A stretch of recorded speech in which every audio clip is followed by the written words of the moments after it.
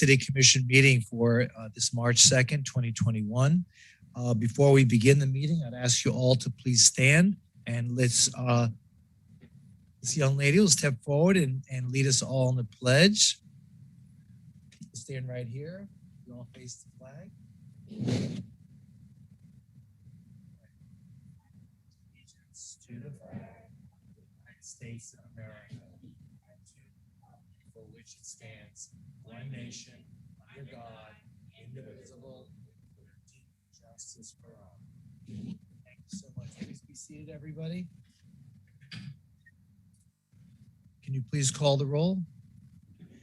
Commissioner Moritas. Here. Vice Mayor Glassman. Here. Commissioner McKenzie. Not present at the moment. Or he's just coming on, okay. Commissioner McKenzie. Present. Commissioner Sorensen. Here. Mayor Trentals. Here. So, as many of you know, we are hosting tonight's meeting both virtually and in person. For those of you who would like to view this meeting virtually and to be able to sign up to speak, if you're viewing this meeting virtually and you want to sign up to speak, please go to bit.ly/virtual CC meetings. Again, that's bit.ly/virtual CC meetings. Now, to help ensure decorum, we ask you to please guidelines. Number one, please refrain from any behavior that is disruptive, distractive, profane, or inhibits the meeting in any way. Two, while you are on the phone waiting for your opportunity to speak, please mute the meeting broadcast, and then I will call upon you when it's your turn to speak and also notify you when your time has expired. City staff has automatically added speakers in the listen-only mode, and you will be unmuted when recognized. Lastly, once you have completed speaking, you will be muted and may either hang up to exit the meeting or stay connected to listen to the remainder of the meeting. Excuse me.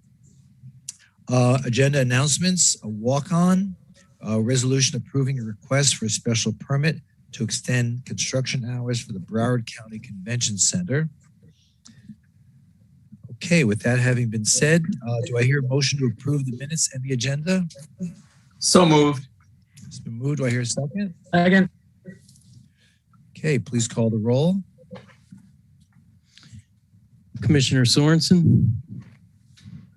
Yes. Commissioner Moritas. Yes. Vice Mayor Glassman. Yes. Commissioner McKenzie. Yes. Mayor Trentals. Yes, and tonight's agenda has been approved as well as the minutes from the previous meeting.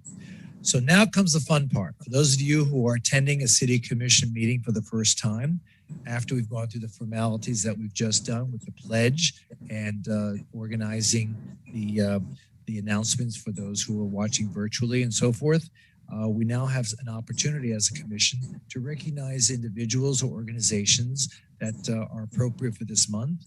And I see a number of you folks are here for that reason. So we have three different presentations we're going to make tonight. And I'd like to begin the first one with the Commissioner Moritas, who will present a proclamation with regard to Women in Aviation Week. Commissioner Moritas.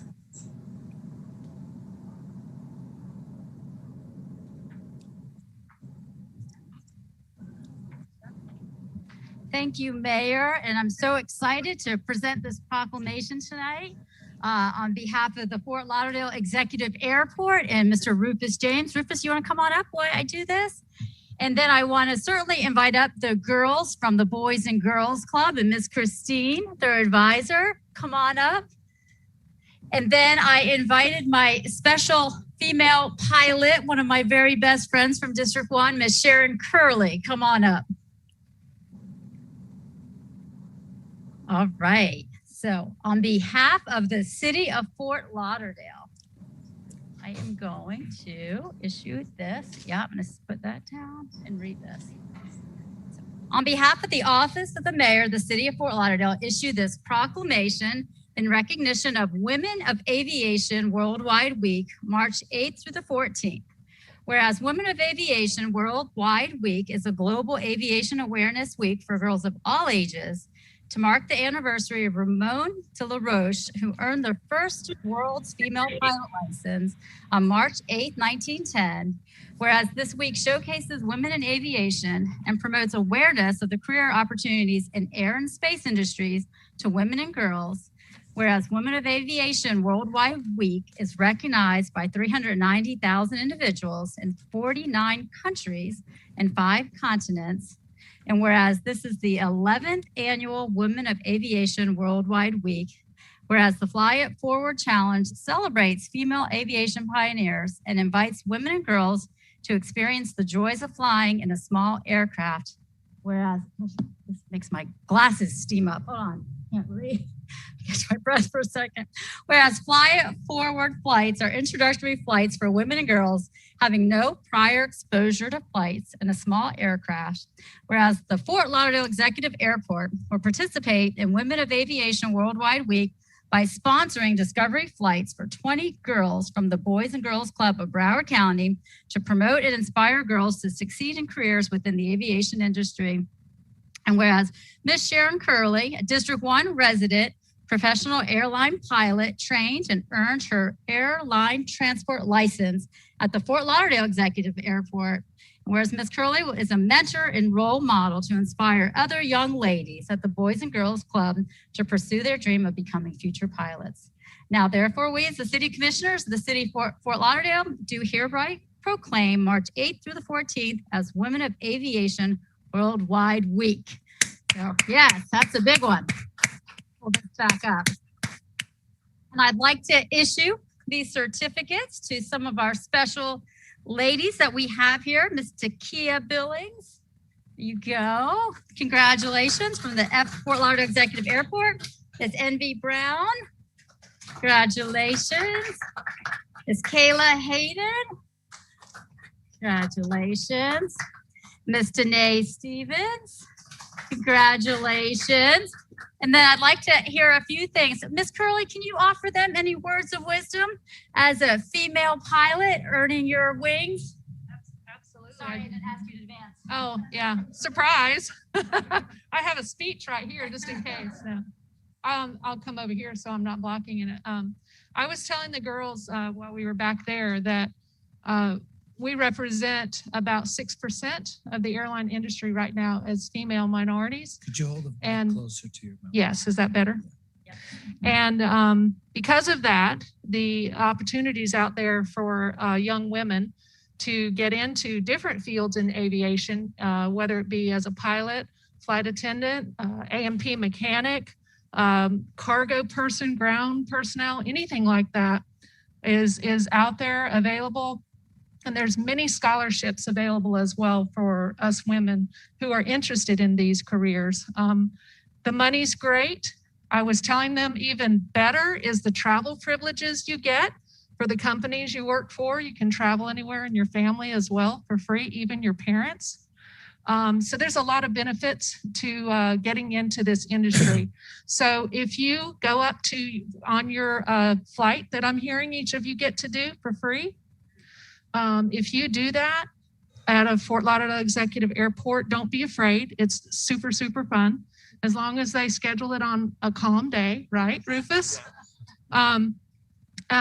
I really encourage you to take advantage of that and see if it's something you like, because that's when I fell in love with it many years ago in my 20s when I went up for a flight. So take advantage of opportunities while they're there and do something that you love in your career. That's what I recommend. Thank you, Miss Curley. Thank you. And if you see a 6'5", really good-looking blonde guy, that might be Miss Curley's son, who's a flight instructor out there. Don't tell him I said that. Miss Christine, do you want to say anything?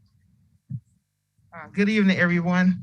It's a pleasure to be here to represent the Boys and Girls Clubs of Broward County and the lovely women that's up here today that's making their way through the clubs. I had the privilege of working with these girls, and it's a fun thing to do. I've been at it for 20 plus years, and because of them, it makes me want to just do this forever and ever. But I don't think my family will let me do it forever. But in our clubs, especially the NANOX unit, we have the aviation program, our honors for program. where they are able to do the flight simulation, where they're able to see the different countries and learn about aviation. So that piques their interest a little more. And just being a part of this organization, being one of the organizations that opened up to girls many, many years ago, I can see bright futures for them. And if they keep at it, they can be whatever they want and accomplish whatever they need to accomplish with all of the resources that's here. And to Mr. Rufus, thank you so much. And Mr. Kareem Edwards sends his regards to everyone. He wished he could be here, but he couldn't make it. But it's a great opportunity to be here and represent tonight. Thank you. Thank you. Ms. Curley, give you this too. All right, thank you. Yes. We'll have a photo.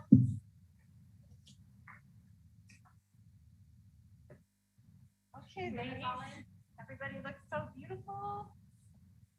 Get ready and 1, 2, 3. Smiles with your eyes.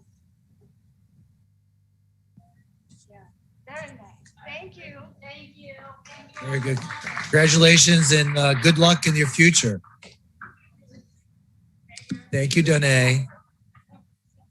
Thank you. I'll be here for 6 hours.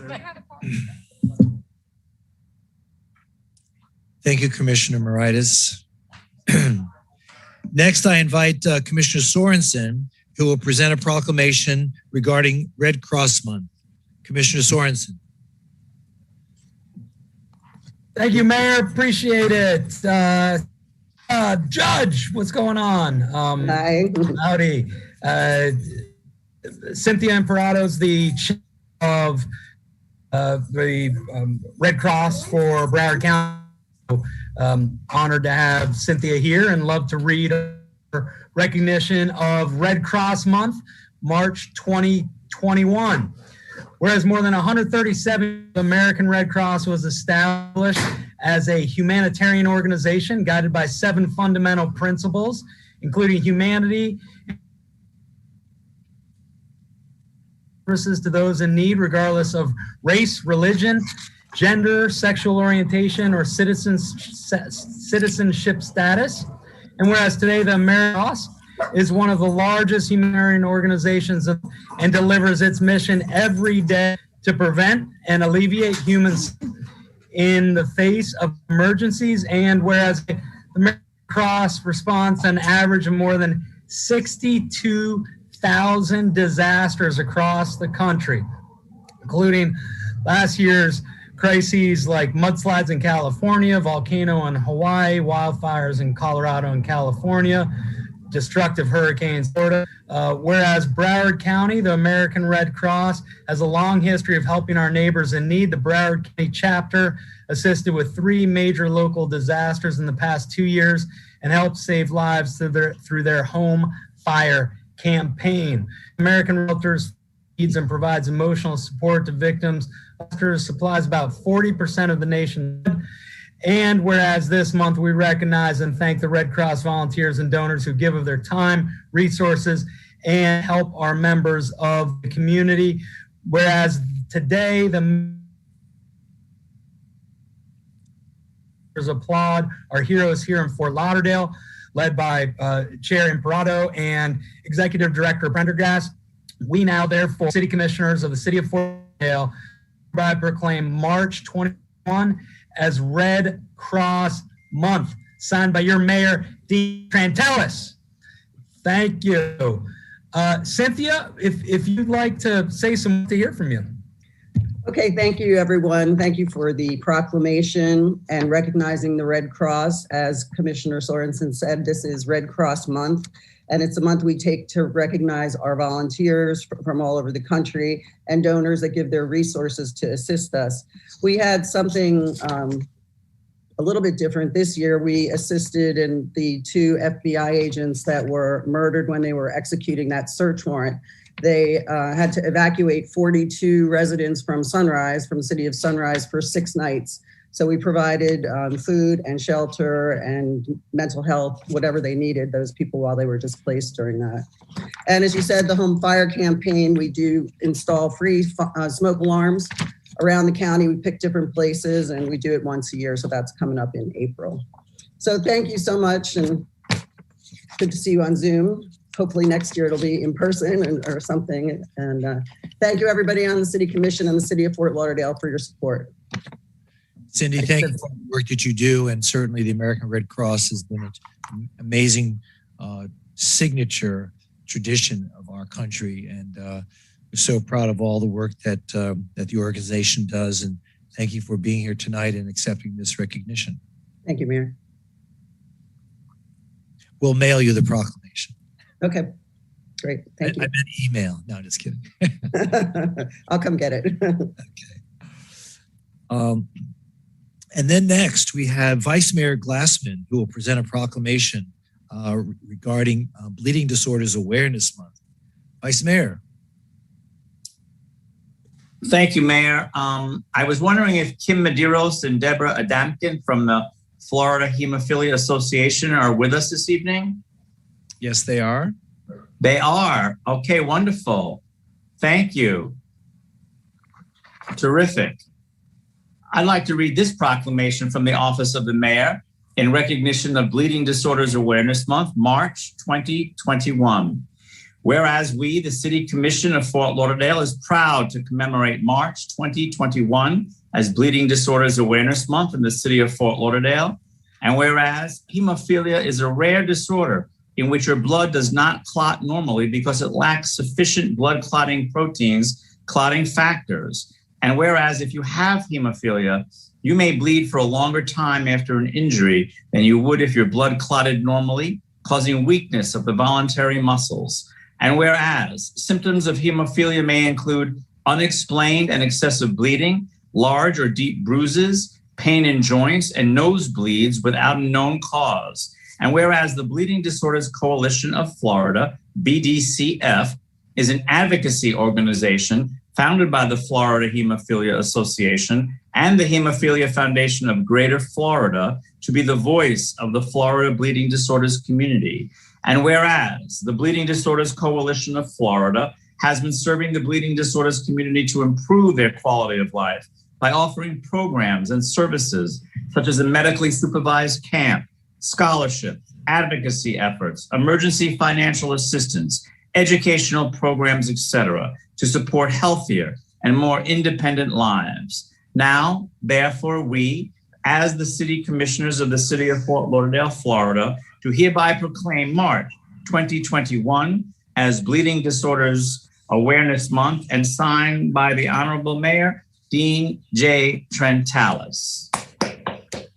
Thank you, Vice Mayor. Thank you very, very much. And it's my honor to be here to be able to present the physical proclamation to you. And thank you for the red tie pin. I'm sorry you didn't get that, Vice Mayor, but I'm here and you're not. So I'll send one to you. But thank you, Mayor. You're welcome. When are we going to see you, by the way? You have your shots, right? Yes, it's been 2 weeks since my second vaccine, actually, yes. So we miss your lovely face. Anyway, thanks, Mayor. So tonight I'm able to present this to you, and it's certainly our honor that you're here tonight and to be able to accept this proclamation on behalf of the organization. And I think Monique would like to take a picture of us. Thank you.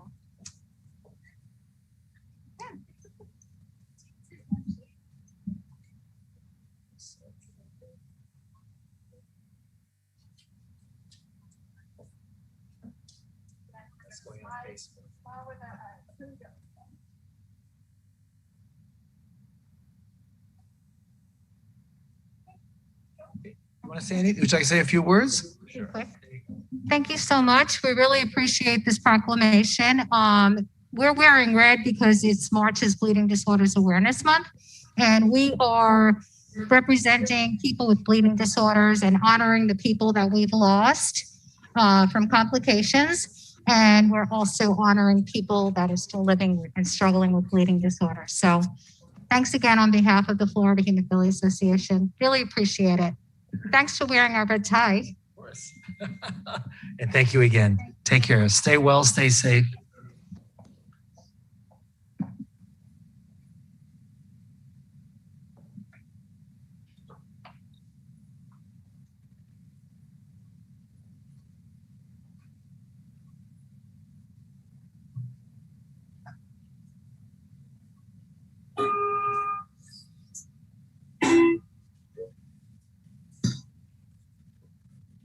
Okay, that's it for our presentations tonight. And thank you, Commissioners Moritas, Sorensen, and Vice Mayor Glassman for your participation in this part of the program. So at this stage of the meeting, I would invite anybody who has an interest in speaking on any of the consent agenda items to provide to us your interest in making a statement. Now, if any member of the commission has pulled the item that you want to speak about, we would ask you just to wait until that time in which to speak. But in the meantime, if there is an item that is not pulled, then now would be the time in which you would be able to speak for 3 minutes on that item. So let's first see what the City Commission would like to do and if there are any items that they'd like to pull. So Commissioner Moritas, are there any items you'd like to pull? Yes, CP4. CP4? Correct. Okay. Vice Mayor? None, Mayor. None. Okay. Commissioner McKenzie? Commissioner None. None. Okay. And Commissioner Sorensen? None. None. Okay. So other than CP4, is there anybody in the audience who would like to speak on any of the consent agenda items? Like I said, other than CP4. So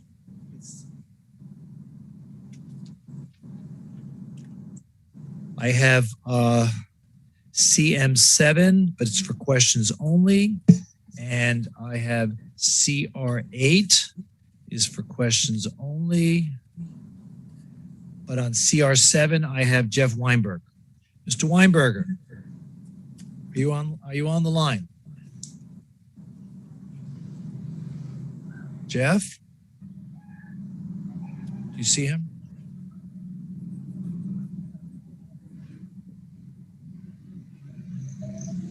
He's not on. Okay. All right. So is there anyone else who's indicated an interest in speaking on any of the consent agenda items other than CP4? Okay. I see none indicated. So do I hear a motion to approve the consent agenda items except CP4? So moved. It's been moved. Do I hear a second? Second. It's been moved and seconded. Please call the roll. Commissioner Sorensen, Yes. Commissioner Moritas, Yes. Vice Mayor Glassman, Yes. Commissioner McKenzie, Commissioner McKenzie, I think you're still on mute. Yeah, yes. Yes. Okay. Mayor Trentels. Yes, and all those are approved. Commissioner Moritas. Thank you, Mayor. I was just curious about CP4 and the River Walk trolley, water trolley, actually. And I was just curious about the ridership. It's probably hard to look at numbers from last year, but ridership when it was operating kind of at peak and how much we're paying kind of per rider, maybe compared to some other form of transportation, maybe like a bus route. I was just curious about that. And let's see, I guess would Ben be the best person to answer that? He would. He can come up. And then I also am curious, I'm always looking through for some kind of pass-through funding. Is there any way that we could recover any of this funding from Broward County? I know they paid for the Sun Trolley when we had the Sun Trolley. And I'm just wondering if there's any way to recap some of this funding. Good afternoon, Mayor, Commissioner. Ben Rogers, Director of Transportation Mobility. Commissioner Moritas, to answer your question, in 2018, there was approximately 46,000 riders. 2019, 56,000 riders. The majority of last year, the service was suspended. We are working with some of our partner agencies. I believe we have a grant that we're working on with the Florida Department of Transportation to find out if that would qualify. So we do look into other options for funding. But this is something that's been a historical practice, and we're just bringing it back after we ended our relationship with the TMA. Okay, so it was it free for riders previously, and it was funded through the TMA? It was funded through the general fund, General but fund. it passed through to the TMA. To the TMA. Okay, so we have always funded this ever since, at least that free portion. What is the route exactly? I know I've taken the water taxi, and I know some part of it's free, some part is not. How does that work? So the free part and the trolley service is on the river. And I've asked IT to throw up an image, an illustration for you to see the service area. Okay. So the free part is stops on the north side, stops on the south side. This is all the free part. Okay, so then when they connect at So it's between Stranahan House, you start paying kind of once you pick up there. Correct. So it's somewhat confusing because the water taxi is our operator, but the water taxi also operates their private business. Correct. And so their private business is going up and down the intercoastal, and the water trolley service is going up and down the river. Okay, now tell me the numbers again. It seemed like there was a pretty big drop off in numbers. There were 46,000 in 2018 and 50,000. Okay, so the numbers were about the same then. Yes. The ridership was about the same. So we have always funded this.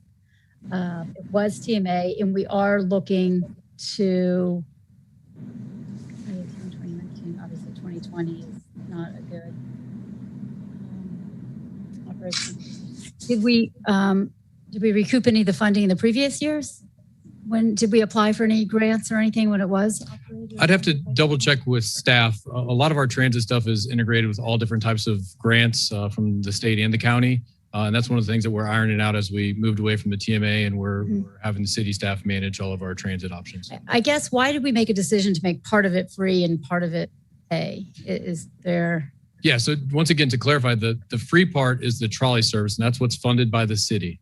Right. I guess I'm still wondering why we decided to make that free years ago, I guess. What was the genesis history behind making this free versus just having a ridership where they pay like the regular water taxi on this eastern end? You don't remember that either? Me. I'm not sure what the rationale was. Okay. Because it's a commuter type back and forth across the river, it would just seem as though you'd almost have to make it free to have a good bit of use. Okay. But I don't know what the rationale was when it initially was decided. So I'd like to see if we can, get some of the money back. That would be great. I do know it's for 3 years, and hopefully we did have budget conversations today. I do look for things in the budget because I am a little apprehensive about that year when we have to have a conversation about raising property taxes. And I, probably will get out my pen a little bit and start striking some items. Am I committing to this for 3 years, or can I commit to it for a year? I'll have to defer to Jody on that, but I can tell you that this is based on billable hours, and the city has control of the operating hours. So what we've done is negotiated the hourly rate, and we told them how many hours we want them to operate. If we want to change the daily schedule, we can come back to commission for a public hearing and change that schedule. So right now we're running 12 hours a day. We could very easily make that 6 hours a day or 8 hours a day. Okay. Well, at this point, one more thing there. All of our multi-year contracts are subject to appropriation, and they have to be. Okay, super. So that makes sense. So I guess for this year, it looks like hopefully we're okay for another year. But I am looking at all funding closely moving forward. So thank you for that update, Ben. Absolutely. I will move the item. Unless anybody else has questions. Okay. Would someone like to move the item? Yes, I will. I move the Okay. item. Commissioner Moritas moves it. Do I hear a second? Second. It's been moved and seconded. Please call the roll. Commissioner Sorensen, Yes. Commissioner Moritas, Yes. Vice Mayor Glassman, Yes. Commissioner McKenzie, Yes. Mayor Trentels. Yes, and CP4 is now approved. So the way I calculate it, Chris, is about 1,000 people a week seem to use it, approximately. I think it's a great service, and be able to cross the river without having to go all the way around. It's one of those cool things that you can get to do in Fort Lauderdale. Yeah, I do. I like the service. I'm hoping like the county or somebody else can just start picking up the tab. Well, there should be grant money for something like this, because in the past, Well, there should be transportation money for some of this. Yeah. It is transportation. So, okay, just Right. It's cheaper than building a bridge. it is. Maybe what happens when we have a tunnel? What does everything go? Okay, R1, resolution appointment of board and committee members. Mr. Clerk, would you like to read these? Mayor, Vice Mayor, Commissioners, for the March 16th resolution, we have a consensus brought forward by Commissioner Moritas, David Cooley, and that's for the Insurance Advisory Board. And for tonight's resolution, it's a little lengthy, so I'll try to get through it as best I can. Aviation Advisory Board, Commissioner Sorensen nominated Louis Gavin and William Gilbert. For the Community Appearance Board, Commissioner Moritas nominated Herschel Diaz, Stephanie Tunsfeld, Sarah or Sally Sabero, and Daniel Marcus nominated by Vice Mayor Glassman, and also Shirley Smith nominated by Vice Mayor Glassman. Economic Development Advisory Board, William Feinberg nominated by Commissioner Moritas.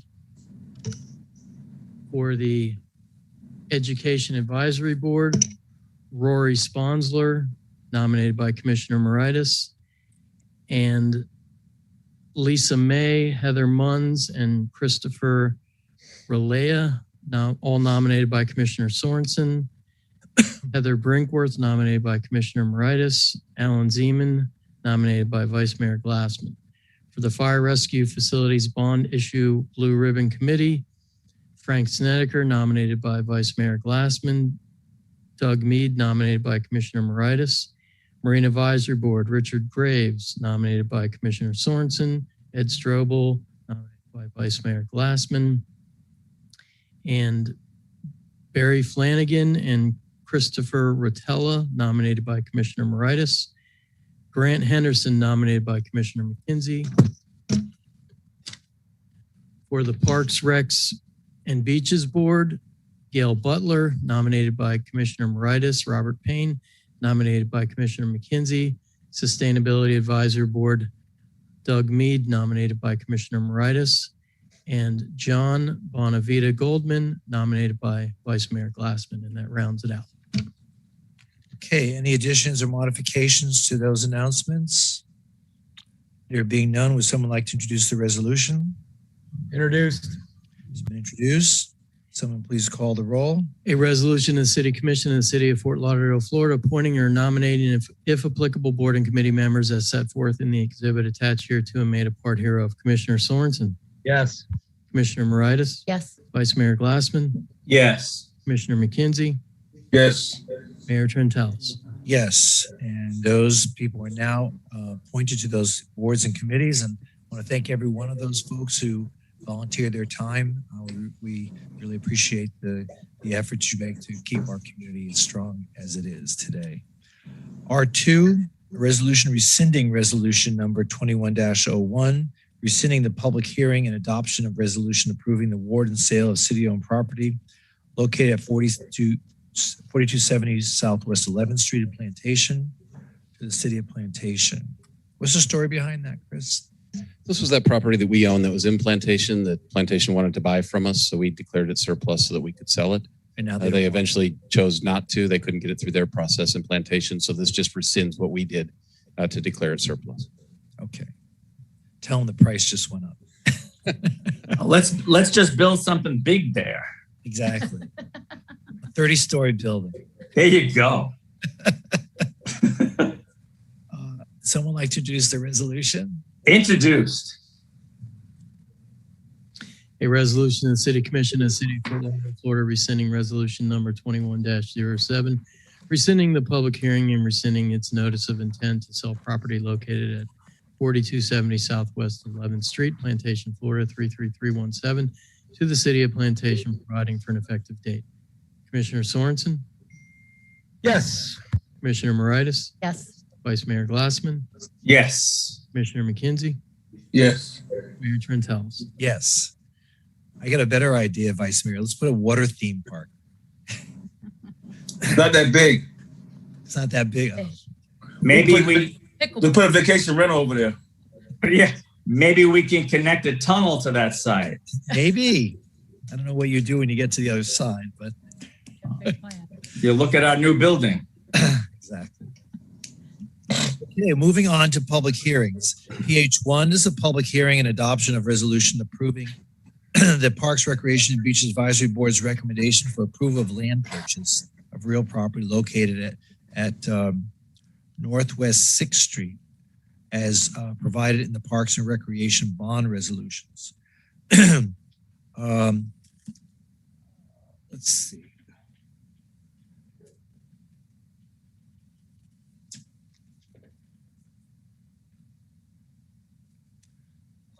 We have one person who has signed up to speak, but I think only for questions. Anyone have any questions with regard to this? Is this just to expand Lincoln Park? Is that basically what we're This is a little parcel just to the east of Little Lincoln. And so it was recommended to the Parks Board as appropriate to purchase with park bond funds. This is accepting the resolution. The next item on the agenda is the acquisition of the property. Is it? I was trying to figure it out from the map. Is it contiguous to the other park?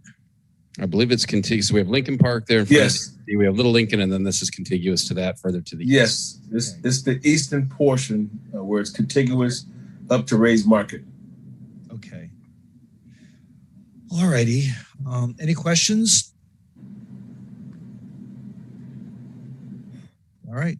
The reason why I asked Commissioner McKenzie is I thought if it was kind of separate, I thought it might have been an opportunity to maybe name that Carlton Moore Park if it was a separate piece of land. But since it's contiguous, I guess it's more appropriate to keep it as part of the original Lincoln Park. Well, it's two pieces. That's Little Lincoln. We call that one Little Lincoln. That's Little Lincoln? Yeah. Yeah, Big Lincoln's across the street. There's a little parcel on the corner when you turn just west of DSD. Right. It's a little piece. And then that piece, it makes it a bigger place. But when you're speaking with his son, who's now taking over that committee, right, to see if that's what he wants to do, we might be able to maneuver Little Lincoln. Okay. That would be great if we could do that. Yeah, let's see. But talk to his son and make sure, because they kind of know what they want, and All right, we'll get in touch with him if that's okay. You got it. For you, then we'll do that then. Okay. All right. All right. Do I have to? Does someone have to? Does a motion have to be approved to close public hearing on this? Sure. Okay. Do I hear a motion to close public hearing? So moved. It's been moved. Do I hear a second? Commissioner Moritas has seconded. Please call the roll to close public hearing. Commissioner Sorensen, Yes. Commissioner Moritas, Yes. Vice Mayor Glassman, Yes. Commissioner McKenzie, Yes. Mayor Trentels. Yes. And public hearing is now closed. Would someone like to introduce the resolution? Introduce. A resolution of the City Commission of the City of Fort Lauderdale, Florida, approving the recommendation of the Parks, Recreation, and Beaches Advisory Board for the property acquisition located at Northwest 6th Street, Fort Lauderdale, Florida, 33311, as provided for in bond resolution number 18-261 and bond resolution number 20-08, and providing for an effective date. Commissioner Sorensen, Yes. Commissioner Moritas, Yes. Vice Mayor Glassman, Yes. Commissioner McKenzie, Yes. Mayor Trentels. Yes, and PH1 is now approved. PH2, public hearing and resolution approving a purchase and sale agreement for real property located at Northwest 6th Street under the Parks Fund for $135,000. I have no one signed up for this except for questions. Anybody have any other questions regarding this? Nope. Someone like to move to close the public hearing? Moved. Second. Seconded. Please call the roll. Commissioner Sorensen, Yes. Commissioner Moritas, Yes. Vice Mayor Glassman, Yes. Commissioner McKenzie, Yes. Mayor Trentels. Yes, public hearing is now closed on PH2. Would someone like to introduce the resolution? Introduce. A resolution of the City Commission of the City of Fort Lauderdale, Florida, approving the purchase and sale agreement in the amount of $125,000 further delegating authority to the city manager to execute all Did you documents. say 125 or 135? $125,000. Okay, mine says 135,000. Mine too. I think the resolution is different than the title. Is that appropriate? Is that correct, Mr. Boileau? Sorry. The agenda item says that we're spending 135,000, but Jeff was reading 125,000. So, Mr. Mayor, the property acquisition is 125,000. The 135 is inclusive of appraisals, environmental assessments, and advertisement costs. Okay. So the total allocation, though, is still 135,000. Correct? I think it's like the CRA one. Well, the resolution states 125, so we're going to have to correct. So you have to. The resolution controls. So okay, so that number has to be accurate in the resolution. So is it 135 or 125? So we're buying the property for 125, but this is inclusive of appraisals, environmental assessments, and other things that were done, advertisement costs prior to the acquisition. So the acquisition is actually 125. 135 is what is showing from a budget perspective related to the parks bond to account for those administrative costs on the front end. Okay. So we're authorizing the expenditure of $135,000, of which 125 is for the purchase. Okay. Okay. The resolution doesn't state that. It doesn't state that, so we'll have to. It needs to. Right. So we all understand what's being done here. So yes, we'll just have to fix the resolution. Fix it. Okay. Please continue. Further delegating authority to the city manager to execute all documents or instruments related to the transaction and providing for an effective date. Commissioner Sorensen? Yes. Commissioner Moritas? Yes. Vice Mayor Glassman? Yes. Commissioner McKenzie? Yes. Mayor Trentals? Yes, and the resolution is approved. PH3, a public hearing to evaluate all comments received and resolutions approving the submittal of a pre-application to the Florida Department of Economic Opportunity for grant funding through the Florida Community Development Block Grant Coronavirus Program. That's a mouthful. No one has signed up to speak. Any questions or comments? There being none, someone like to move to close public hearing? So moved. Second. Been moved and seconded. Please roll. Commissioner Sorensen? Yes. Commissioner Moritas? Yes. Vice Mayor Glassman? Yes. Commissioner McKenzie? Yes. Mayor Trentals? Yes, the public hearing on PH3 is now closed. Someone like to introduce the resolution? Introduced. A resolution of the City Commission of the City of Fort Lauderdale, Florida, supporting and authorizing the submittal of a pre-application to the Florida Department of Economic Opportunity for grant funding in the amount of $900,000 through the Florida Community Development Block Grant Coronavirus Program. Commissioner Sorensen? Yes. Commissioner Moritas? Yes. Vice Mayor Glassman? Yes. Commissioner McKenzie? Yes. Mayor Trentals? Yes. And the resolution is approved. We now move on to PH4, quasi-judicial ordinance approving a rezoning from industrial district to commercial recreation district through the allocation of commercial flexibility and associated site plan approval for Extreme Action Park, Powerline Industrial Center Commercial Condominium Association, Inc., Deezer Powerline LLC, and Deezer Powerline Outparcel LLC. Anyone wishing to speak must be sworn in. Then the commission will announce any site visits, communications, or expert opinions received and make them a part of the record. I have a couple people who've signed up to speak. Commissioner Moritas, do you have any disclosures tonight? I do not. Commissioner Vice Mayor, do you have any? Hold on. Actually, I'm just looking at that sheet right now. Sorry, Mayor. Did not meet. Nope. No meetings. Nothing. Okay. Those site visits, I didn't see you on those bumper cars. No, you didn't. Commissioner McKenzie. Any disclosures? You're on mute. None. Okay. Commissioner Sorensen? None. Thank you. None. I don't recall either. So I don't recall having any communications or site visits. Michael Pizzi is in person for questions only if we need him to speak, and same with Seth Bihar. Other than that, if there are no comments or questions, would someone please move to close public hearing? So move. Second. Moved and seconded.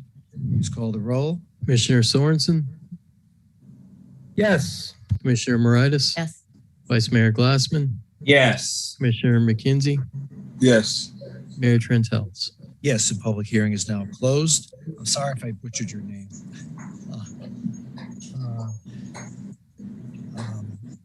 Okay, would someone like to introduce the ordinance?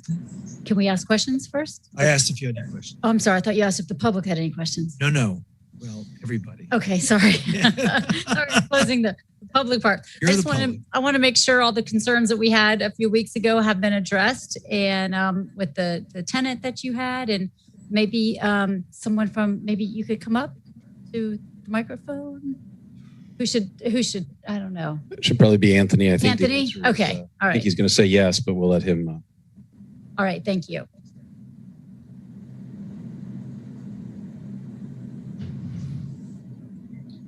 Good evening, Mayor, Vice Mayor, and Commission. Commissioner Moritas, so we did meet with Mr. Birding. Most of his concerns were related to misunderstandings of how the code was applied.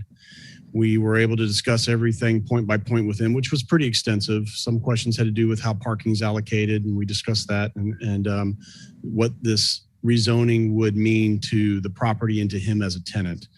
So we explained to him this was a cleanup item and that we were recommending that it still move forward. He did mention that there were some concerns about activity at the site that were in violation of the Florida Building Code for permitting. So we did send out someone to investigate, and Extreme Action Park is cooperating with that. So we're working through those issues as well. So I believe all his concerns have been addressed. Last time I spoke to him, he said he didn't have any additional concerns. Okay, super. And he's not here, so I'm sure he's No. okay. All right, that's it from me. All right. Any other questions from the commission? All right.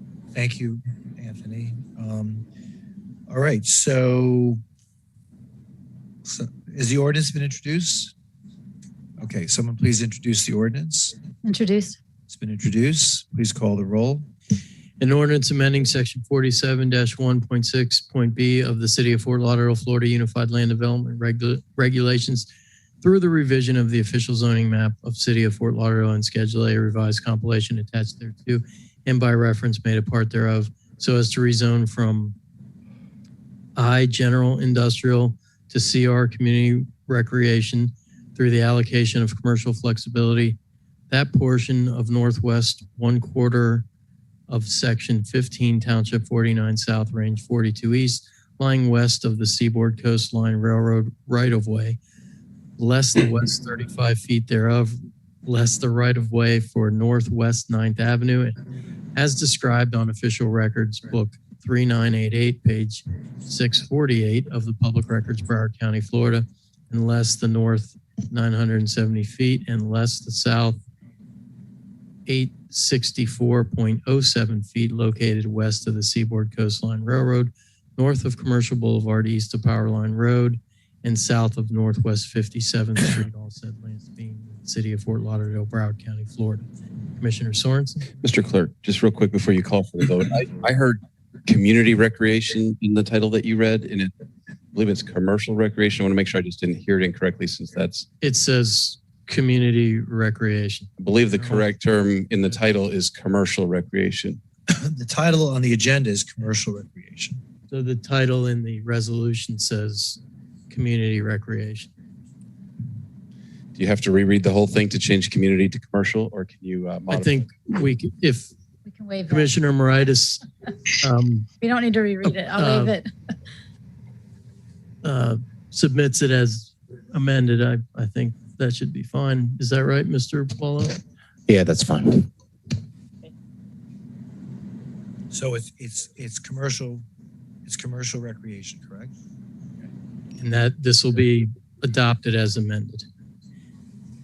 Commissioner Sorensen, Yes. Commissioner Moritas, Yes. Vice Mayor Glassman, Yes. Commissioner McKenzie, Yes. Mayor Trentals. Yes, and the ordinance is now approved.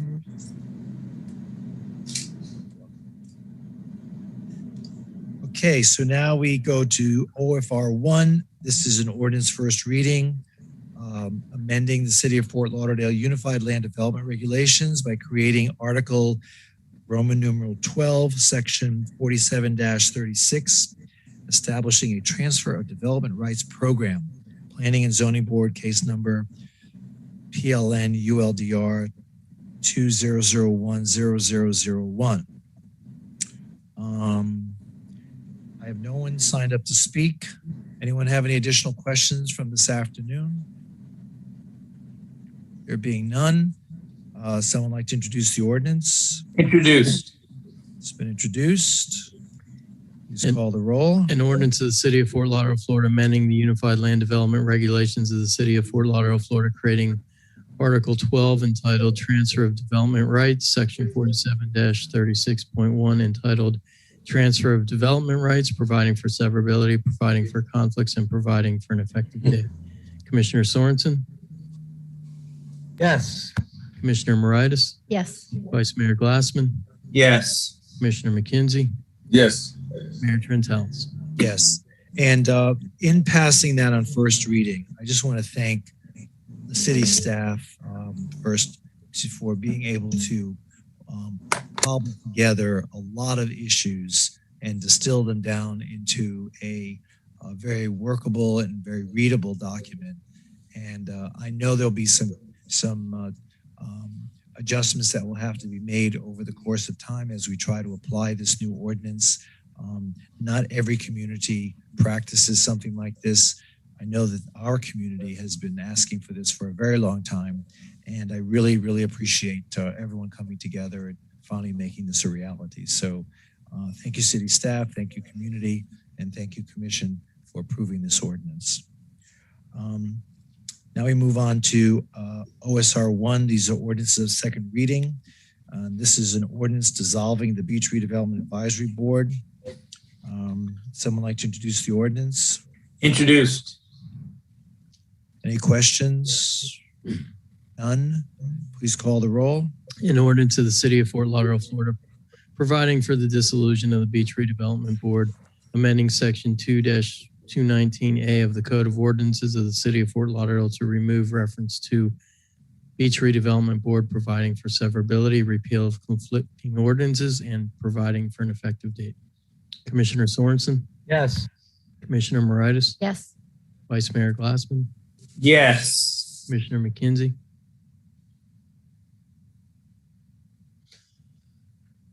Commissioner McKenzie, you're on mute. Yes. Mayor Trentals. Yes, and boy, the legendary Beach Redevelopment Advisory Board is now sunsetted. And again, I want to thank all those folks over the years who have given all their time and helped make the beach as beautiful as it is today.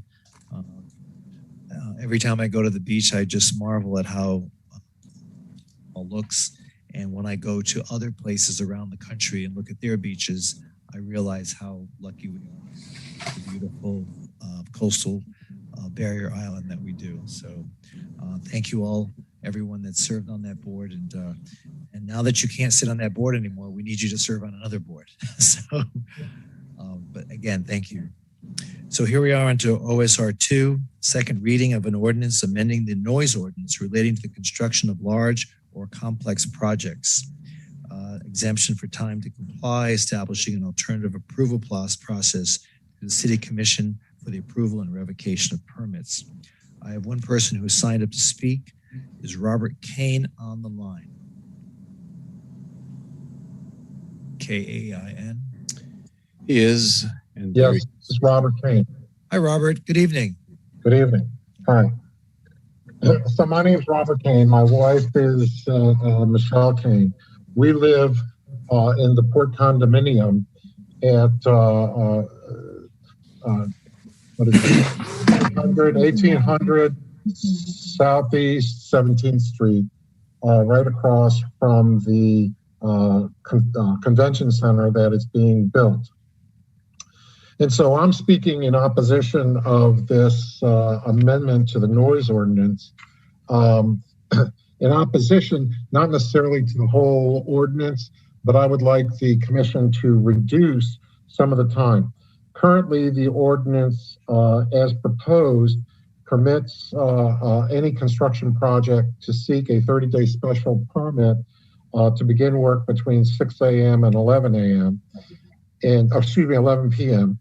And for regional activity center land use, which I imagine will include the convention center, the redevelopment of Bahia Mar, the new federal courthouse, and I think the address is going to be 1050 Southeast 3rd Avenue. And I'm unsure whether the dry dock going up at Southeast 16th Street across from Kelly's Landing Restaurant and the South Point Raw Bar are part of that RAC, the Regional Activity Center. But in any event, for these regional activity centers, they can request an extension, and it appears an extension beyond the 45-day limit set in the first part of the ordinance. And it appears that there is no time cap on that second permit that can be issued by the city manager. And I believe the ordinance gives authority to the building department to grant these special ordinances. And the special permits permit work currently from 7 a.m. to 10 p.m., which is a huge amount of time. Right now, we live right across from, and what I would recommend, both on the normal special permit is from 7 a.m. to 9 p.m., which is 14 hours a day. That's 2 full shifts. And for the, I would also recommend that these RAC special extensions be capped for an additional 45 days. The reason being is that any contractor, including the convention center and build Bahia Mar, apparently can ask for a 9-month or 10-month or a 2-year extension on this noise ordinance, which is huge. But I would request that the ordinance be changed to cap this RAC noise exemption for no more than 45 days, beyond the first 45 days. So that's 90 days. That's nearly 3 months. And also, again, that the work get limited between 7 a.m. and 10 p.m. I would also ask the city commission to be cognizant that if any of us in the Bahia Mar area or the convention center have issues regarding violations of the special permit or severe inconvenience, that the commission hear us and possibly revoke or amend the special permit. And the reason I say this is that being right across, we're on the 14th floor looking over the south of the Port condominium. And so we're looking directly over the convention center. We have reported 15 times on excessive noise beyond the current 8 a.m. start time. 15 times over the past year, and that's only going to continue. There's massive amounts of dirt being blown. Construction lights have now become an enormous problem, with these lights at the convention center being shown into our windows because we have floor-to-ceiling wraparound glass, which is common in the Port condominium, as late as 1 a.m. in the morning. It's so bad sometimes that you can't watch TV because that flashing light with the welding is distracting your eyes on the TV. All right. Well, thank you, Mr. Kane. You've used up your time. I think we've gotten your message. Does anyone have any comments with regard to what Mr. Kane has just said? I think so, Mayor. It's Ben. Chris, I think we're narrowing this down. Towards the walk-on is just towards the convention center, right? Correct. So the walk-on tonight that would come would be the utilization of this newly created ordinance to apply to the convention center. But what you're talking about right now is the structure by which this ordinance would be voted on in second reading. So if you recall at the last meeting, we offered up some language that singled out municipal projects as opposed to it just being a blanket for all complex projects. Ultimately, the commission decided to vote to retain the discretion, their discretion, the city commission's discretion through resolution to deal with these on a case-by-case basis. So if there's anything that's on the table with this particular ordinance, I know you and I have talked about the whole notion of municipal projects. We'll talk about the walk-on here if this item passes in a form of walk-on would actually be considered. Well, I think what Mr. Kane's saying is that even with the application to the city commission for an exemption, that the parameters should be shortened to 7 a.m. rather than 6 a.m. and no later than, I think, 10 p.m. Did you say? So does anyone have any thoughts about that? What is it right now? It's 7 a.m. now. The ordinance would read what it reads now. I'm saying, what is it now? What is the current time frame? Monday through Saturday before 8 or after 7, and Sunday before 10 or after 7. So this extends it. This would extend it to 6 a.m. I mean, I get it. I don't think I'd want to hear jackhammers at 6 a.m. if I could help it. Maybe 7 a.m. might be better. Yeah, I think. Mayor, we can't hear you. Oh, I'm sorry. I said. Thank you. Maybe 7 a.m. might be better than 6 a.m. I don't think we should ever go before, any earlier than 7 a.m. in the. I agree. Don't you think that makes more sense? Yep, I agree. I think 7 to 10 is good, and I think we should limit this to municipal projects. We can narrow this focus down a little bit. Well, why don't we just keep it open to all projects? But I think we should. I still think we should keep it at 7 a.m. to 10 p.m. I think we had that problem when FDOT wanted to work on the Tunnel Top Park, remember? That's a municipal project. Yeah. But I mean, those were the only two examples that we happen to be dealing with. But there are going to be other projects that are coming across our desk that are not going to be municipal projects. But but it's up to us to make that decision. It's not at the discretion of anybody but us. So they'd have to make application to the commission before they could go forward with that. But I don't think we should give ourselves authority past 7 a.m. or 10 p.m. Does that make sense to you all? It does. Does that work for the concrete pours and everything else that we've been talking? It works for everything. Does it work for the I think construction? That's why. To the extent this is used, let me try to separate it into two places. We are using the word municipal. We would exchange that if that were to move forward in that fashion. We would exchange that word with government projects because the convention center is not a municipal project. So we would say government projects. But I would also suggest that if you leave yourself enough latitude, whether it's government projects or any complex project, you can pick as these applications were to come in, and you could apply 7 a.m., you could apply 8 a.m., you could apply 6 a.m.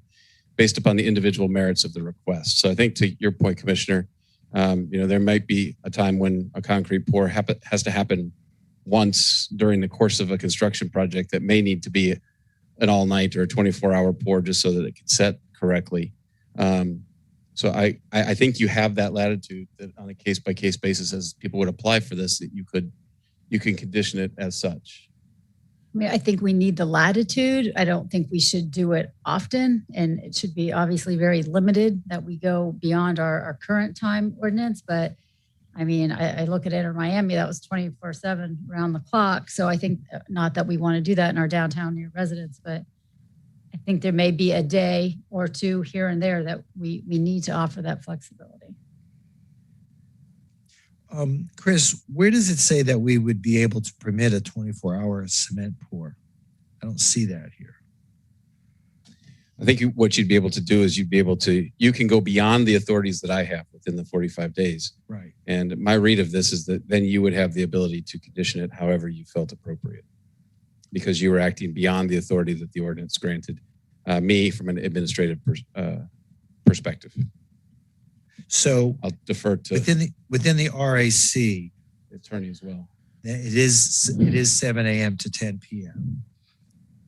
So the current ordinance has time limitations, but the paragraph that's being added gives you the discretion on a case-by-case basis to make those judgment calls. So in a case where you would need a 24-hour pour, that provision would allow you to make that consideration and provide a permit.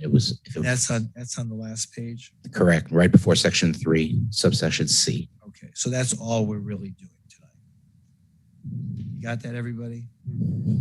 So again, this is any project. Any project can go these hours if we approve it. If we approve it. With the way it is Approve written it case by, presented tonight. right. Correct. And we would approve them case by case. They would come back to us. We're not just approving a blanket 24-hour construction project. Correct. We would approve each individual. Okay, I think we had kind of vetted that before, so it's okay. Any other questions regarding this item? There being none, would someone like to? What's the timing? I just want to hold on. I want to be clear on a couple things. What's the timing? Well, if you look at the ordinance that's on Exhibit 1, the time is the time. That's the current status of the ordinance as before right now as we speak. The only thing we're amending is the last page, Section 2, Item C, where the City Commission may authorize additional special permit extensions beyond what the city manager can do, and we can revoke them also. So we have the ability to go beyond the 7 a.m. to 10 p.m. or the 6 a.m. to 11 p.m. Parameters that are outlined already in the statute. Okay, and we're sticking with the total extension B1, 45 days? Yeah. That's already in the ordinance. We're not changing that. We're not changing that. That's what I'm asking. Yeah, I think this is, I think that's fair. It's only The only change is what is underlined on page 3. yeah, but the commissioner wants to see if we could change something else. And I think that because it's a limited time period and I think it's within the parameters that we've already indicated were appropriate, you're looking at B1, a 30-day special permit that can be extended for another 15 days for 6 a.m. to 11 p.m. Alan, that's for special situations, right? Right, Chris? Correct. That's the authority that I have in any project is to grant an initial 30-day permit with one 15-day extension. After I'm through those 45 days, if they need more time, they have to come to the commission. Same with B2. Sorry. Go ahead, Dan. Question on 2B, 2BC. So Chris, again, the determination of a violation can just be your determination, right? I think the determination of a violation within the first 45 days that I have the authority to issue, I can determine that there would be a violation and could withdraw that extended permit. I just think once 45 days has elapsed, now these projects take longer than 45 days to build, especially the large ones. As of today, there's no authority to go beyond 45 days. And that's what we're here seeking, is that there be a process to do that and it not be in one individual's authority, that it be resting with the commission. Yeah, sorry, we're not. Yeah, sorry, I'm not talking about. I'm talking. Go to section C, which is right before section 3. You see that last sentence there? Specified activities that will occur during the special permit shall be listed with specific time of activities included. I'm seeing the end of section 2. There's a section C. It starts off. It's underlined. It says the city commission may authorize. You see that? Oh, yeah, that's the part we're going to address tonight. Yeah, I have a question. What's the question? Thanks. So Chris, do you see that last sentence of that section C? I do. So if it is found that a violation of the special permit has occurred, who determines if a violation has occurred? Is that you? Yes. It would likely be that I would bring it to you and say, I believe a violation has occurred. And you would have to, as a commission, either decide that I was bringing you something that you chose to revoke, or one that you didn't think was sufficient and you chose to allow the permit to remain. Perfect. Okay, great. So there's wide latitude there is what I'm getting at. Pretty wide. Okay, great. Thank you. but just to let you know, it doesn't preclude the city commission, meaning any one of us, to bringing forth before the commission a request to terminate or revoke a special permit. It doesn't have to come from the city manager. Correct. All right. Okay. All right. Someone like to introduce the ordinance? Introduced. It's been introduced. An ordinance of the City of Fort Lauderdale, Florida, amending Section 17-10, construction of large or complex projects, exemption for time to comply of the Code of Ordinances of the City of Fort Lauderdale, Florida, by granting the City Commission authorization to approve extensions for the special permits beyond the authorization of the city manager, providing for conflicts and repeal, and providing for an effective date. Commissioner Sorensen? Yes. Commissioner Moritas? Yes. Vice Mayor Glassman? Yes. Commissioner McKenzie? Yes. Mayor Trentel? Yes. And that ordinance is approved on second reading. OSR 3, second reading, an ordinance amending City of Fort Lauderdale Unified Land Development Regulations, Section 47-14, General Aviation Districts, to adopt airport and heliport/helistop zoning regulations, and creating Section 47-3.12 to add regulations for non-conforming institutions located within the airport hazard area, General Aviation Airport District, or Airport Industrial Park District. Someone like to introduce the ordinance? Introduced. Does anyone have any questions regarding this second reading? No, I do want to thank staff for working on this and taking all the input that we've given over the past couple or weeks, months. So thank you. I believe it's Okay. done. Any other questions or comments? All right, there being none, please call the roll. An ordinance of the City of Fort Lauderdale, Florida, amending the Unified Land Development Regulations of the City of Fort Lauderdale, Florida, creating Section 47-3.12 entitled Non-Conforming Obstructions, and amending Section 47-14 entitled General Aviation Districts to regulate the use of land on and in the vicinity of Fort Lauderdale Executive Airport and helistop/heliport by modifying airport zoning regulations and adopting airport and helistop/heliport hazard zoning regulations, providing for conflicts, providing for severability, and providing for an effective date. Commissioner Sorensen? Yes. Commissioner Moritas? Yes. Vice Mayor Glassman? Yes. Commissioner McKenzie? Yes. Mayor Trentels? Yes. And the ordinance is now approved on second reading. We have a walk-on. Yes, Mr. Mayor, this is a walk-on resolution that relates, based upon now that we've amended that ordinance, that relates to the Convention Center project. The Convention Center project is working on 177,000 square foot expansion to the site. They're hoping to have it done by the boat show in October of 2021. This is a great example of one of those projects that the commission could consider allowing to work for extra time during the day to meet some of those deadlines, because it would be in the best interest of the public, and that event that we know is critical to Fort Lauderdale and has a date that is rapidly approaching. The request, as you can see, if you've read the CAM that was emailed to you, if you haven't, that's okay too. I'll put up the times that they are requesting. I'm going to share the screen.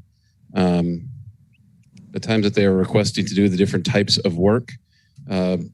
Steel only during daylight hours, and then civil steel detailing, interior masonry, MEPF systems, concrete pours and finishes are seeking approval to work Monday through Saturday from 7 a.m. to 10 p.m. and on Sundays from 10 a.m. to 7 p.m. You could either not approve this, you could approve it till the end of the project, or you could approve it to sometime in the future that you were comfortable, at which time we would then bring it back if the project was not complete. And that's what. Does anyone have any questions or comments? I have used the balance of the 45 days of the authority that I have to be able to allow them to do this. So they've work. already been doing this? They have. Have there been any? I'd suggest let's give it a number of days, maybe 45 more days or something, and then bring it back. Well, how much more time are they asking for? They're pushing towards October 2021 boat show. Mr. Cohen from Broward County is on the call. I'd like to, if he has signed up to speak, or even if he hasn't, I would ask that we could go to him real quick and ask those questions. He's raised his hand. If we can recognize him. Alan, you're recognized, *6. Thank you. Okay, can you hear me? Yes, we can. Okay, thank you, Mayor, Vice Mayor, Commissioners, City Manager. Appreciate your consideration of this item. As the City Manager pointed out, we are currently under extended hours. We're asking for an extension into the fall. We experienced a significant setback due to excessive rain. We're trying to catch up now. I would, if I might, I'll point out that we try and be as responsive as possible to the neighbors. I do communicate with the Canes in particular and respond whenever they reach out to me. And I provided my contact info to every resident in the building that wants it. I've also talked to the job site about sensitivity to these issues. Sometimes when we have a new contractor come on, we have a one-time incident problem. We remedy it and it doesn't happen again. But I'll be the first to admit that sometimes we have had issues. So I'm not going to say we've been completely angelic, but we try and abide by the law, the letter of it, and the spirit. I've also told the crew to be mindful of the lighting as well, which is not technically at issue tonight, but nonetheless, it's something that we are paying attention to. The hours that we have asked for align with the hours in the current ordinance that the city manager is authorized to say yes or no to.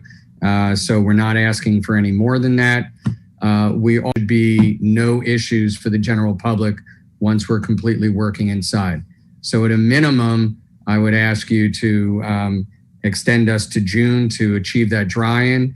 We'll be back again to ask you for additional hours at that point. Otherwise, we're asking for a full extension through September to get this job done in time for the Fort Lauderdale Boat Show. Thank you for listening, and I'd be happy to entertain any questions. So, Mr. Cohen, how much time are you looking for tonight then? We're looking for basically, let me pull up I believe we're looking from March 12th through the end of September.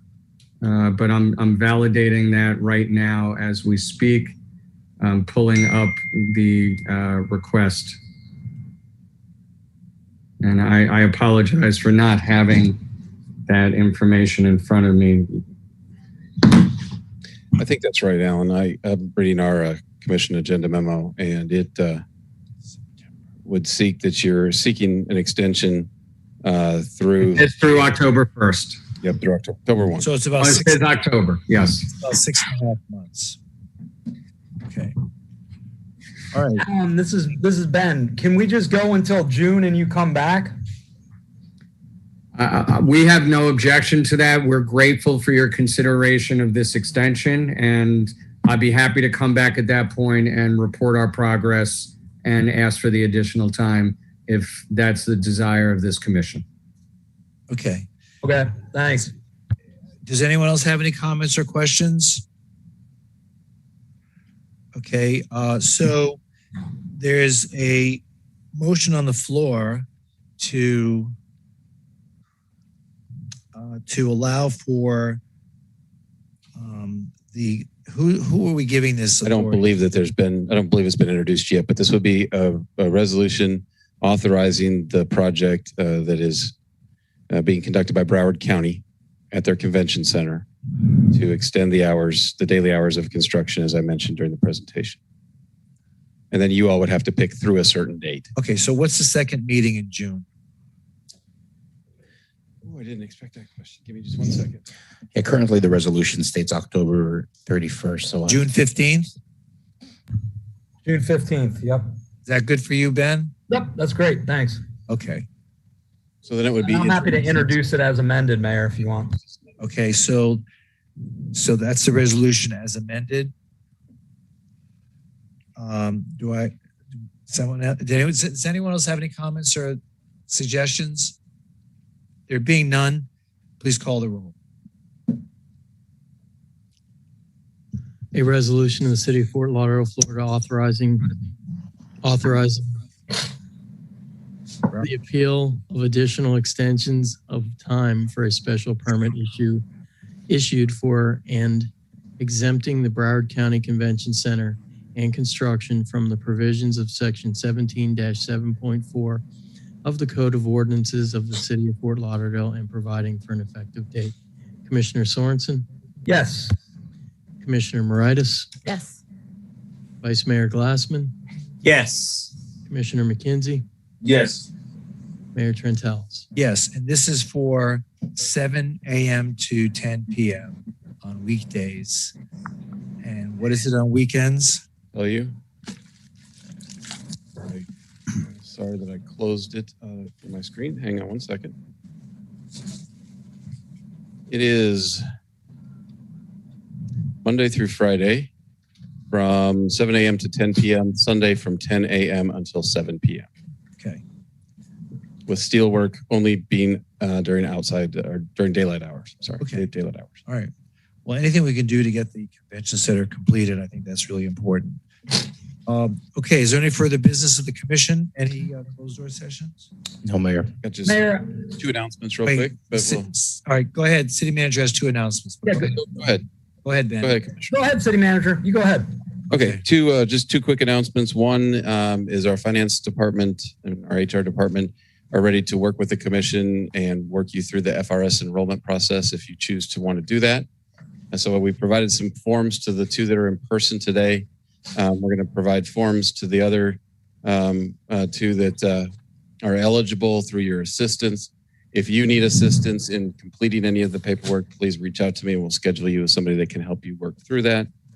The second thing, and I just go back to, I don't even remember what agenda we were on, I guess the conference agenda, just so that the city clerk and the city attorney and I have clear direction. There was some talk about triggering the Charter Review Board again in meeting with a list of topics. That's typically either done by the attorney, by me, or by the commission, I think. And I just want to be clear that we're leaving here today with the right direction.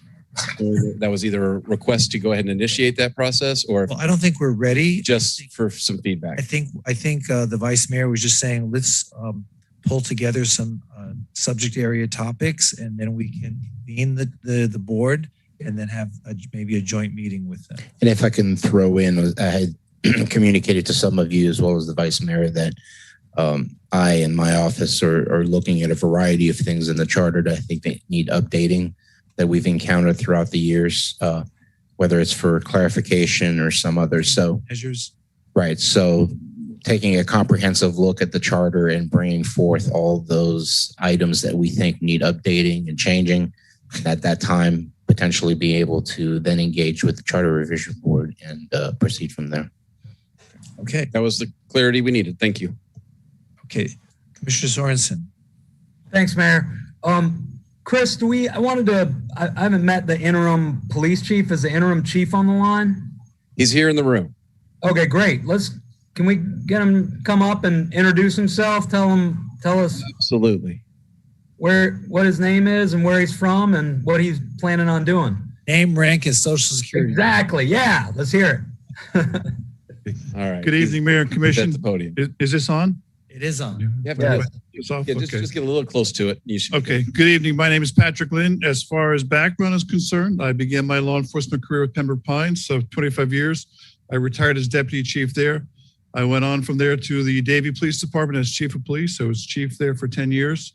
I retired and I've come back to a few jobs since then. So I'm certainly honored to be a part of the Fort Lauderdale Police Department, to work with the city of Fort Lauderdale. Everyone I have met at City Hall, the police department, has been fantastic. And I'm very happy to say that everything I've found at the police department so far is a great police department. And I'm very proud to be serving with them. And if there's any questions, that was, I think, everything in a nutshell. Great. Thanks, Chief. It's nice to meet you. What are you working on? What's top of your list? The top of the list is we have a few policy issues that we're looking at, and I think we start off with the budget tomorrow, in fact. Okay, great. What how can we help? Give them more money. Well, yeah, exactly. I'm not going to argue with that at all. So that's a great suggestion. Real simple answer. So just money and people. That's all we need. All right. Okay. Good. All right, very good. Thank you, Chief. Nice to meet you. Anything Chris, else? Yeah. So, I got several things. Chris, is the new strategic communications head here? Wait, Mayor, I'm sorry to interrupt. Commissioner Sorensen, this stuff is all really much more appropriate at conference meetings. I know you did this at the last time we had an evening meeting, but I don't know why these topics of discussion are coming up during a regular meeting. It's not fair to the public. They're not noticed. This should be part of conference discussion items. This should not be part of a regular meeting. I'm sorry to split hairs on process, but I just don't think this is appropriate to have all of these things happening at the end of a regular meeting. I'm sorry. I mean, I think it's okay. I mean, we got to meet the new police chief. I think that's appropriate in the public. I know. I think it's great. Let's meet him during the conference meeting. When I just don't think that these topics now that are coming up or questions, I don't think it's part of a regular meeting. I don't know. Maybe I'm wrong. If I am, I'm okay with that too. But just sit tight for a couple more minutes. I'm sure we'll be done. I just don't want this to be a habit every time now. Okay, thank you. Commissioner Sorensen? Thank you. Appreciate it. Great. Is the head for strategic communications here, Chris? Yeah, he's not in the room, but he's going to come live on video, I think. He's somewhere. There he is. He's got some. There's lighting issues. Some lighting issues, which for a communications guy should not be. Former TV guy should not be a problem, right? So I corrected that very quickly. I've enjoyed watching today's proceedings. I'm so excited to be with the city. Day 2. So I don't have any financial requests or budget requests yet, but looking forward to working with everybody. Okay, thank you. Great, excellent. Thank you, Mark. And then, Chris, I have one thing, and I think it'd be helpful, Chris, if every quarter or so we could get a full update of infrastructure work. So just kind of what have we completed in the last quarter? Where are we? What's the focus in the next quarter? Kind of dollar expenditure and so forth. Is something like that possible, Chris? Yeah, I think we are already sending that to your office. On a fairly regular basis. Jill Prisley's been putting together public works updates to talk about infrastructure projects being done in each district. And we've been providing that. We can come up with something that matches your request on a quarterly basis. I'm thinking holistically, the whole city. Okay. I mean, that's a function of compiling what we already do and just blending it together. So that should be pretty easy. Yeah, that'd be great. Okay. Thank you very much. Thank you, Mayor. Thank you. Okay, very good. Any other business of the commission? There being none, meeting adjourned. We'll see you on the 16th. Thank you.